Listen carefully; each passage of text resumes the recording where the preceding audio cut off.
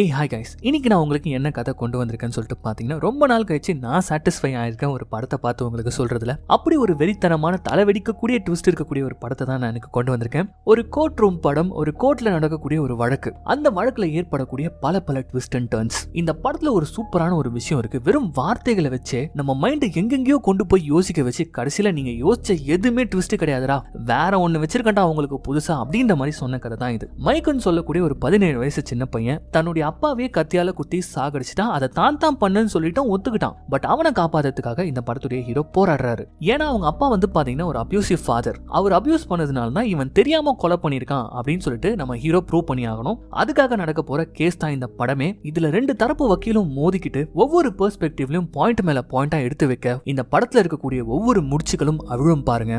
Bed கட்டுற இந்த படத்துடைய ட்விஸ்டை யாராலையுமே கண்டுபிடிக்க முடியாது. அந்த அளவுக்கு ட்விஸ்டுகளை செதுக்க வச்சு கிளைமேக்ஸ்ல நம்ம தலையெல்லாம் வெடிக்க வச்ச ஒரு படம் தான் த ஹோல் ட்ரூத்.